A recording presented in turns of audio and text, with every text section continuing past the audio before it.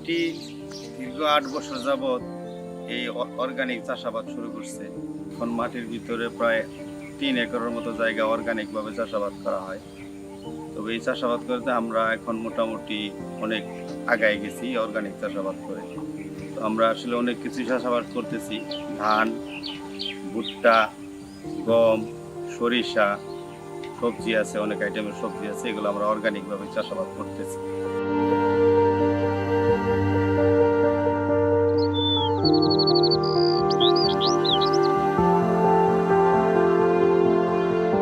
আমাদের অনেকগুলা কৃষকও আছে এখন যারা মাটির সাথে অর্গানিকভাবে চাষাবাদ করতেছে। তো তারা প্রথম অবস্থায় খুব আগ্রহ ছিল না, তবে এখন তারা চাষাবাদ করাতে একটু লাভবানও, তবে এখন তারা অনেকেই আগ্রহী।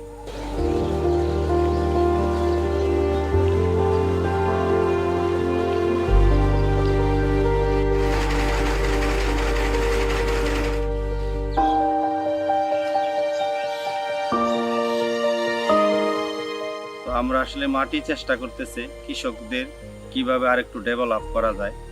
যেমন আমরা অর্গানিকভাবে সবজির বীজ দেই, বিভিন্ন ধরনের বীজ তাদের দেওয়া হয়। যেমন আমরা রাসায়নিক সারের পরিবর্তে কেঁচো কম্পোস্ট সার, এগুলো তাদের ট্রেনিং করাইতেছি। যদি কোনো কৃষকের একটু শর্ট পড়ে আমাদের ওখান থেকে নিয়ে যায়, আমরা এটাও দিচ্ছি। তো এইভাবেই আসলেই তারা কৃষকরা এখন এগুলা এই অর্গানিকভাবে চাষাবাদ করার জন্য আগ্রহী এবং উদ্বুদ্ধ। তো কৃষকরাও এখন চেষ্টা করতেছে যে তারা নিজেরাই কিভাবে এইভাবে কাজ করতে পারবে। তো এই যে মাটি এই কোঅপারেটিভ যে এখন যে শুরু করছে, সব সম্মিলিতভাবে কৃষকরা একত্রিত হইয়া এখন তারা কোঅপারেটিভ সিস্টেমে যে সবাই কিছু কিছু সঞ্চয় করে হলেও তারা এইভাবে এখন একত্রিত হয়ে এই কাজগুলো শুরু করছে। ধন্যবাদ।